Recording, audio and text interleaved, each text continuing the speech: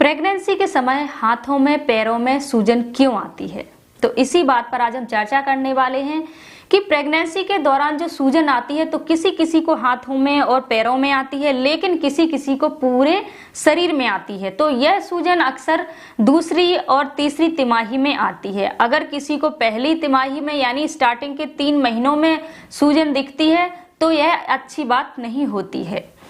कभी कभी सूजन की जगह पर कई लोगों को लालिमा दिखाई देती है या फिर उस जगह पर दर्द भी होने लगता है। तो ये सूजन किसी खतरे का संकेत है या फिर ये नॉर्मल होती है। तो इस सूजन से आप कैसे बच सकते हैं या फिर इसको कम कैसे कर सकते हैं। तो सबसे पहले हम जानते हैं कि यह सूजन किन कारणों से आती है।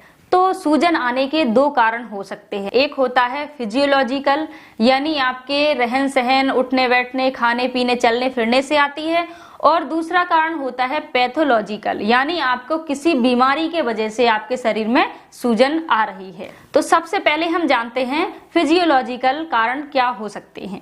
प्रेगनेंसी के समय खून का जो उत्पादन होता है वो लगभग 50% बढ़ जाता है, तो उसके वजह से भी कई बार शरीर में सूजन देखने को मिलती है। या फिर कई बार मौसम के बदलाव से भी, जैसे कि गर्मी के समय आपको ज्यादा सूजन दिखाई दे सकती है, या लंबे समय तक खड़े रहने से, या फिर कोई मेहनत का काम करने से, ज्यादा देर तक बैठने से भी आपको सूजन आ सकती है। सोडियम की मात्रा अधिक होने से भी सूजन आ सकती है।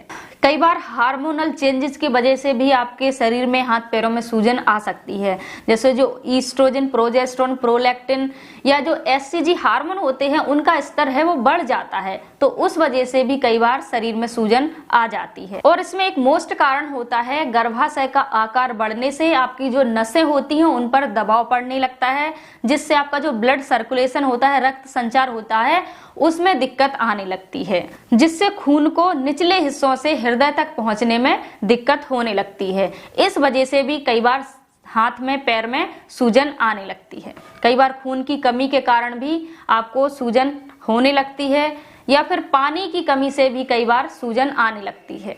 तो ये थे फिजियोलॉजिकल कारण। अब हम बात करते हैं पैथोलॉजिकल, यानी किसी बीमारी के कारण भी आपको शरीर में सूजन आने लगती है। तो इसमें एक कारण होता है ब्लड प्रेशर का बढ़ना। अगर आपका ब्लड प्रेशर हाई रहेगा तो भी आपके शरीर में सूजन आने लगेगी, या आपकी यूरिन में प्रोटीन की मात्रा बढ़ जाएगी, तो इस कारण से आपके शरीर में सूजन आ जाएगी, और ये दोनों ही कारण आपके प्री एक्लेम्सिया का खतरा बन सकते हैं।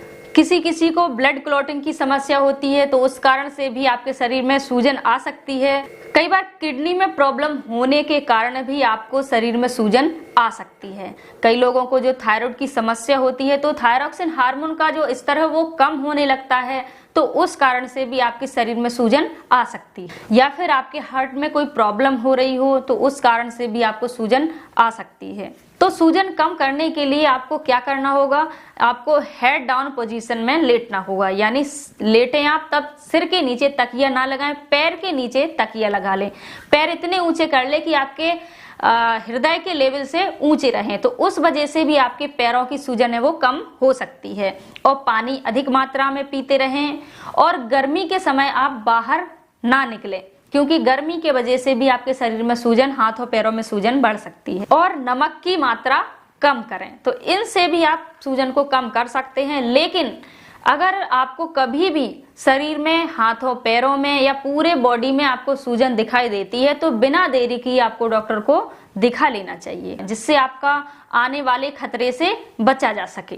तो आशा करते हैं आपको वीडियो पसंद आया होगा। अगर वीडियो पसंद आया है तो वीडियो को लाइक करना ना भूलें, और अगर चैनल पर नए हैं तो चैनल को सब्सक्राइब जरूर कर लें।